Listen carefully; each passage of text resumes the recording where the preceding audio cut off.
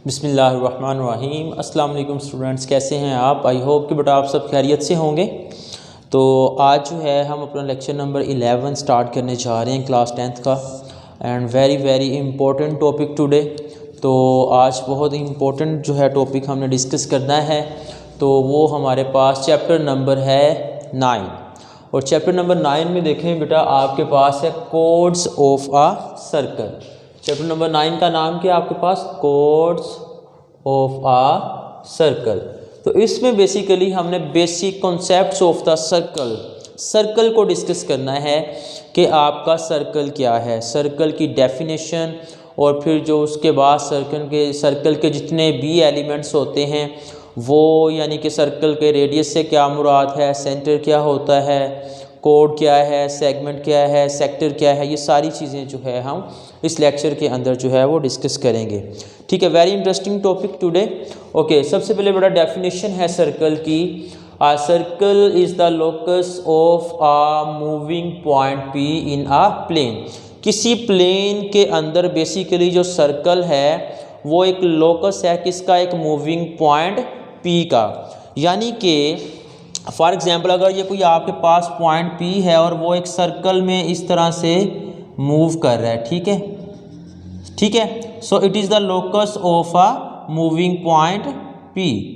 ठीक है, तो ये जो है बेसिकली मूविंग पॉइंट पी, इसका जो डिस्टेंस है इस एक फिक्स्ड पॉइंट से बराबर है। ठीक है, जो भी पॉइंट पी जो मूव कर रहा है basically, so it is called the circle. ये जो लोकस है मूविंग पॉइंट पी का, ठीक है, whose distance from some fixed point, ये कोई फिक्स पॉइंट है, इससे इस पॉइंट पी का जो डिस्टेंस है वो इक्वल है। ठीक है, सो ये जो लोकस है ये क्या बनाता है? आपका एक सर्कल बनाता है। ठीक है, so a circle is the locus of a moving point P in a plane which is always equi distance from some fix point E, जो कि हमेशा इक्वी डिस्टेंस रहेगा इस फिक्स पॉइंट से। ठीक है, अगर मैं इस फिक्स पॉइंट को नाम दे दूं किसका? ओ का। ठीक है, तो अब ये क्या बना रहा है? एक बेटा आपके पास सर्कल बना रहा है। ठीक है, okay, and the fixed point O, और ये जो फिक्स्ड पॉइंट ओ है it is called the centre of circle. इसको हम क्या बोलेंगे? सर्कल का सेंटर बोलेंगे। ठीक है, so the point O is called the centre of circle. Okay बेटा, उसके बाद सर्कल की डेफिनेशन क्लियर होगी आपको। देखें, दोबारा से देखें, the circle is the locus of a moving point P in a plane which is always equi distance from some fix point O.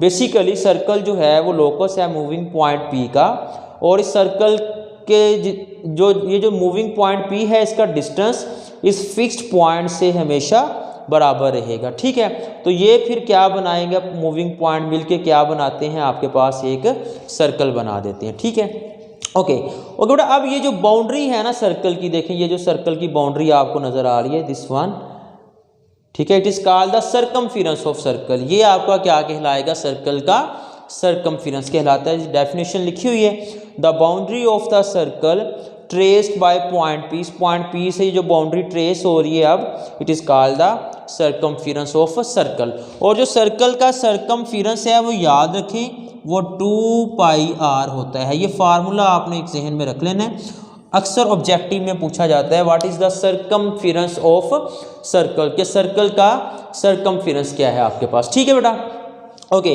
I hope के सर्कमफिरेंस की डेफिनेशन जो है आपको इजीली समझ में आ गई होगी। उसके बाद next time, radius of a circle से क्या मुराद है? The distance from the centre of circle. ठीक है, अब रेडियस की डेफिनेशन ज़रा अंडरस्टैंड करें आप अच्छी तरह से। द डिस्टेंस कहाँ से? From the centre of circle. ठीक है, सर्कल के सेंटर से। अब देखें, अगर आपके पास ये एक सर्कल है कोई, ठीक है, इट इज़ योर सर्कल। ठीक है, ये आपका कोई सर्कल बन रहा है। ठीक है बेटा, सो it is a centre of circle. ये सर्कल का क्या है? आपके पास सेंटर है। तो अब डेफिनेशन देखें, the distance from the centre of circle to any point on the boundary of circle. कहाँ पे? सर्कल की बाउंड्री के ऊपर आप कोई भी पॉइंट ले लें, चाहे ये वाला पॉइंट ले लें, चाहे आप ये वाला पॉइंट कंसीडर कर लें, चाहे ये पॉइंट कंसीडर करें, या ये वाला पॉइंट ले लें, या ये वाला पॉइंट ले लें, कोई भी आप पॉइंट ले सकते हैं। ठीक है, so the distance from the centre of circle to any point on the boundary of circle is called radius of circle. यानी कि इस सर्कल के सेंटर O से सर्कल के किसी भी पॉइंट तक का ये जो डिस्टेंस है it is called your radius.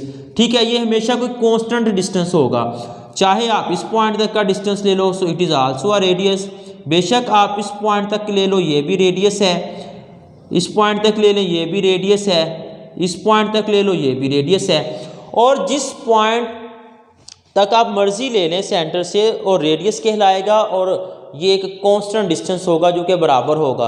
यानी कि जितना डिस्टेंस ये बन रहा है उतना ही ये है, उतना ही ये है, ये सारे रेडियस के डिस्टेंस आपस में बराबर होते हैं। इसीलिए कहा जाता है कि the radii of a circle are always equal in length. जो रेडियस होते हैं एक से ज़्यादा लिए जा सकते हैं सर्कल के, लेकिन वो सारे के सारे रेडियस जो हैं वो लेंथ में क्या होंगे, बराबर होंगे, उनकी लंबाई बराबर होगी। ठीक है बेटा, सो ये डेफिनेशन क्लियर होगी अब आपको रेडियस ऑफ सर्कल की, कि सर्कल के सेंटर से सर्कल के किसी भी सर्कल की बाउंड्री के ऊपर किसी भी पॉइंट तक का जो डिस्टेंस है it is called your radius. और रेडियस को हम आमतौर पे आर से डिनोट करते हैं। किससे डिनोट करते हैं? आर से। ठीक हो गया बेटा?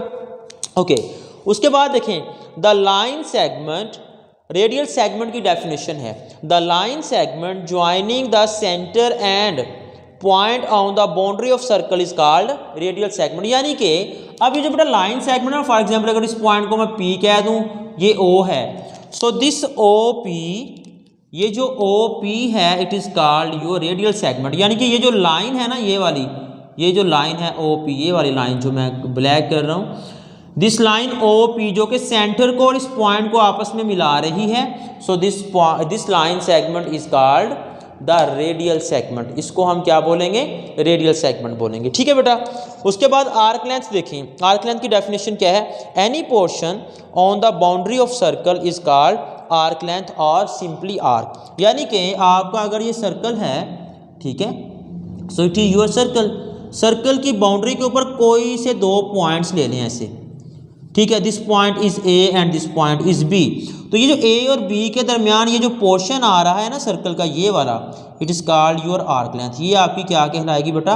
AB आर्क लेंथ कहलाएगी। ठीक है, तो ये सिंपली आर्क लेंथ की डेफिनेशन आ गई आपके पास। क्लियर? यहाँ तक समझ आ गई आपको? ओके, नेक्स्ट है आपके पास कोड ऑफ अ सर्कल। सर्कल के कोड से क्या मुराद है? उर्दू में इसको बोलते हैं वतर। सर्कल का जो दायरे का वतर है वो क्या होते हैं? तो डेफिनेशन है इसकी the line joining any two distinct, word यहाँ पे लिखा हुआ है डिस्टिंक्ट।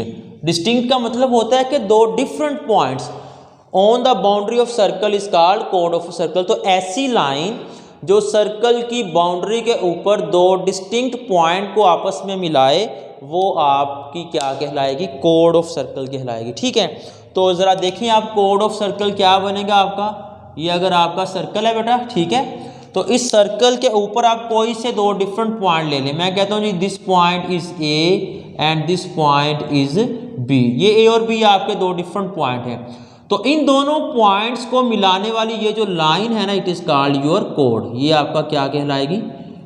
कोड ऑफ सर्कल कहलाएगा। ठीक है, क्लियर बेटा यहाँ तक? सो कोड की डेफिनेशन क्या है आपके पास? The line joining two distinct point. अच्छा, वो दो डिस्टिंक्ट पॉइंट ये भी हो सकते हैं, अगर एक पॉइंट आप ये ले लें, this point is C, so it is also called a code. ये भी एक कोड कहलाएगी। इसी तरह ये BC को अगर मिला दें, ये भी एक कोड कहलाएगी। ठीक है, तो सो मैनी कोड्स जो हैं वो बनाई जा सकती हैं किसी भी सर्कल में। ठीक है, so the code of circle क्या है, इसकी डेफिनेशन क्लियर होगी बेटा आप सबको। ओके, उसके बाद नेक्स्ट देखें the segment of a circle. Circle के सेगमेंट से क्या मुराद होता है? The area surrounded by code and the corresponding arc length of circle.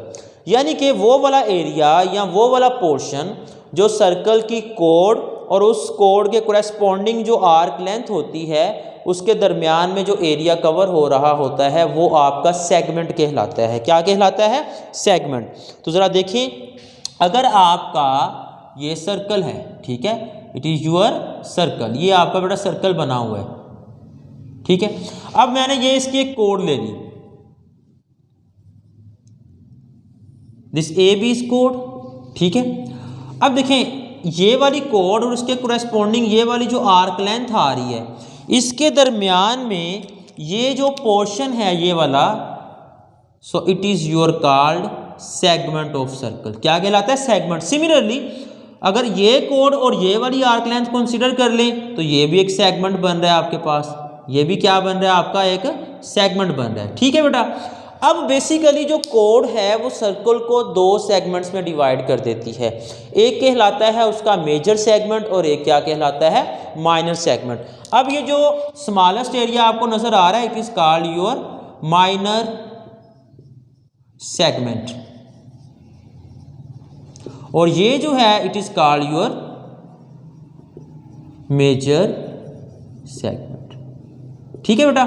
सो अब यहां पे आपको डेफिनेशन क्लियर हो जानी चाहिए कि सेगमेंट क्या है। द एरिया और portion of a circle surrounded by a code and the corresponding arc length is called the segment of a circle. Okay, उसके बाद नेक्स्ट डेफिनेशन है आपके पास सेक्टर ऑफ अ सर्कल क्या होता है। इसकी डेफिनेशन है the area surrounded by two radii and the corresponding arc length of circle, यानी कि वो वाला एरिया जो कितने जी? टू रेडियसिस, रेडियसिस की जगह पे हम फिर रेडियाई वर्ड यूज करते हैं। ठीक है, ये रेडियस की जमा है बेसिकली। दो रेडियस और द कोरेस्पोंडिंग आर्क लेंथ, जो आर्क लेंथ है उसकी कोरेस्पोंडिंग उन दो रेडियस के, तो वो मिल के जो एरिया कवर करते हैं वो आपका क्या कहलाता है बेटा? सेक्टर। बाय फिगर देखें जरा आपका सेक्टर क्या होगा। If it is your circle, it is your circle, ये सेंटर है, तो एक आपने इसका रेडियस ये वाला ले लिया, एक रेडियस आपने ये वाला ले लिया। ठीक है, ये दो रेडियस ले लिया आपने, और ये O पॉइंट, ये A, ये आपका B। अब देखिए ये आर्क लेंथ इसके कोरेस्पोंडिंग आ रही है, ये वाली जो आर्क लेंथ है ये वाली। ठीक है, ये मिलके ये जो एरिया कवर कर रहे हैं, this is called your sector of circle. ये आपका क्या कहलाता है? सेक्टर। और इसी तरह ये जो दो रेडियाई हैं ये सर्कल को दो सेक्टर्स में डिवाइड करते हैं। एक मेजर सेक्टर बनता है, देखें ये दो रेडियस और ये भी इसकी कोरेस्पोंडिंग आर्क लेंथ बन रही है, तो ये जो सेक्टर बनेगा ऊपर वाला, it is called your major sector, और ये जो सेक्टर है it is called your minor sector. ठीक है, यानी कि जो माइनर आर्क लेंथ के साथ सेक्टर बन रहा है वो माइनर सेक्टर कहलाएगा, और जो मेजर आर्क लेंथ के साथ सेक्टर बन रहा है आपका, वो आपका क्या कहलाएगा? मेजर सेक्टर कहलाएगा। ठीक है, it is called your major sector and it is called your minor sector. ठीक है बेटा, तो ये आपका जो क्या कहलाएगा? Minor sector. आई होप कि आपको ये सर्कल्स से रिलेटेड जितने भी उसके एलिमेंट्स थे या बेसिक डेफिनेशन थी वो सारी समझ में आ गई होंगी। अगर फिर भी इस चैप्टर के अंदर कोई कन्फ्यूजन हो तो बेटा आपका ये चैप्टर ख़त्म हो गया। बाकी आपने इस चैप्टर के अंदर इनके थ्योरम्स की स्टेटमेंट्स जो हैं वो याद रखनी है, वो ऑब्जेक्टिव पॉइंट ऑफ व्यू से इंपॉर्टेंट है। ये डेफिनेशन से इंपॉर्टेंट है आपके लिए। ठीक है, डेफिनेशंस को अच्छी तरह से याद करें ताकि एग्ज़ाम में अगर कोई डेफिनेशन आती है तो आप जो है इजीली जो है उसको लिख सकते हैं। आई होप कि आपको बहुत अच्छे से इस लेक्चर की समझ आ गई होगी, लेकिन फिर भी अगर कोई कन्फ्यूजन हो तो आप कमेंट बॉक्स में कमेंट करें ताकि आपकी जो प्रॉब्लम है उसका सलूशन आपको प्रोवाइड कर दिया जाए। Thank you very much.